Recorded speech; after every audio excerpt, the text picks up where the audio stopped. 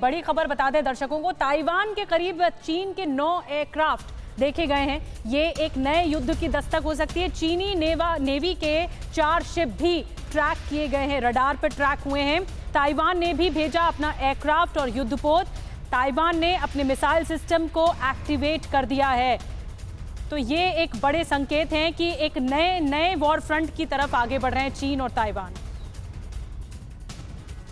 हालांकि अगर देखा जाए तो न तो चीन की ये पहली हरकत है और ना ही ताइवान का ये पहला रिएक्शन है, लेकिन तनाव यहां भी बना हुआ है बराबर, और इस तनाव से मुक्ति का कोई रास्ता नजर नहीं आ रहा है। ताइवान की तैयारियों की बात करें तो चाहे वो अपने एयरक्राफ्ट की तैयारी की बात करें, मिसाइलों की बात करें, ताइवान ने हर तरीके की तैयारी की है, क्योंकि ताइवान भी बिल्कुल यूक्रेन की तरह समझता है कि अगर युद्ध शुरू हुआ तो उसके पास लड़ने के अलावा, खुद को बचाने के अलावा कोई दूसरा विकल्प बचेगा नहीं। जल्दी से नजर डालते हैं क्या हुआ है एक्शन और क्या हुआ है रिएक्शन। तो चीन का एग्रेशन और ताइवान का रिएक्शन क्या है। चीन का शेनाइन Y8NT सांगे Y8NT submarine warfare plane Taiwan के पास दिखा है, और इसके बाद ताइवान का रिएक्शन सामने आया है। चीन के किसी विमान ने ताइवान की सीमा को पार नहीं किया, लेकिन ताइवान हर समय अलर्ट है। जवाबी कार्रवाई में ताइवान ने भी अपना फाइटर जेट भेजा है और एक रिप्लाई करने की कोशिश की है। ये एक रूटीन सा बन गया ताइवान की तरफ से।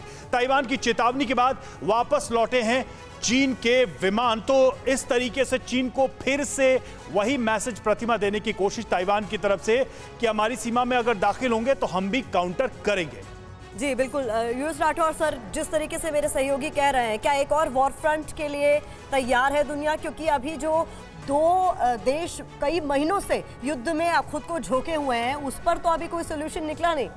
जी बिल्कुल, चीन और ताइवान के बीच में प्रतिद्वंद्विता कभी रुकी नहीं, और अभी जो हो रहा है उसके पीछे समझना चाहिए चीन में उनका नेशनल डे चल रहा है, और साथ में ही दूसरे या तीसरे हफ्ते में वहाँ पर कांग्रेस की मीटिंग होगी पार्टी की, जिसमें जी अपने तीसरे टर्म की दावेदारी पेश करने जा रहे हैं। तो जी जिनपिंग नहीं चाहते हैं कि ये ताइवान के साथ मसला सुलझे, या इसको हमेशा बॉयल में रखना चाहते हैं। चीन के ऊपर एक थ्रेट दिखाना चाहते हैं जिससे उन्हें तीसरा टर्म मिल सके। शरदेंदु सर, क्या अभी चीन ताइवान का जो मसला है वो थोड़ा ठंडा पड़ गया है? क्योंकि चीन की तरफ से एक्टिविटी थोड़ी कम हो गई है। बीच में तो खबर ऐसी कि शी जिनपिंग खुद ही गायब हो गए थे, कहाँ थे किसी को पता नहीं। देखिए, ये मामला ठंडा तो नहीं, लेकिन अगर एज ए मिलिट्री एक्सपर्ट मैं ये देखता हूँ कि ये चाइना हमेशा प्रोबिंग एक्शन करता है। जब भी किसी कंट्री के अगेंस्ट, चाहे वो डोकलाम रहा हो, चाहे आपका गलवान रहा हो, वो प्रोबिंग एक्शन करता है, देखता है स्टिफ रेजिस्टेंस तो वो बैक ट्रैक करता है। कभी वो डायरेक्टली किसी भी युद्ध में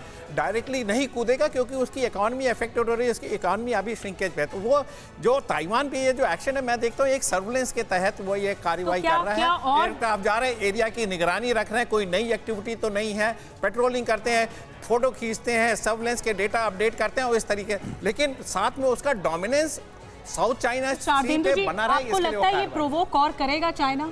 मैं सबसे पूछूंगी। मेरा ये मानना नहीं है। हमारी एशियन की जो आप मेंटालिटी समझेंगे, ये किसी तरीके से वॉल के अगेंस्ट अपना सर पटकने वाली किसी की मेंटालिटी नहीं है। वो 100% जब श्योर हो जाएगा कि ताइवान को। सर, आपको क्या लगता है इस बारे में जो शरदेंदु सर जवाब दे रहे हैं चीन ताइवान को लेकर के, कि चीन कब कौन सा स्टेप लेगा, इसका अंदाजा किसी को नहीं होता? बिल्कुल बिल्कुल, ये अंदाजा इस समय कोई नहीं लगा सकता। देखिए, बड़े सारे फैक्टर हैं इसमें, और चीन का जो इस समय अभी अब जो डिस्कशन हुआ कि इस समय शी जिनपिंग अपनी 3rd टर्म की तरफ बढ़ रहे हैं, तो वो इस समय ऐसा कोई कदम नहीं उठाए जिससे उनको एक नए सिलसिले में उलझ जाएं। वो अपने आपको इन चीज़ों में उलझाना चाहते हैं, लेकिन एट द सेम टाइम वो अपनी ही CPC को दिखाना चाहते हैं कि हमारी संप्रभुता प्रभुता उस साउथ चाइना सी में कायम है। उसके लिए उनको ये थोड़े एक्शन करके दिखाने ही पड़ेंगे। तो ये प्रोबिंग एक्शन जैसे बोला अभी चल रही है, एब्सोल्युटली ये चलता रहेगा, लेकिन शी जिनपिंग की ताइवान पर हमले ऐसा लगता है कि शी जिनपिंग ऐसा कोई हमला करेंगे, उससे उनकी इकोनॉमी को ज्यादा नुकसान होगा। ठीक है सर, ये बड़ी बात आपने कही है, इसके बारे में और चर्चा करेंगे।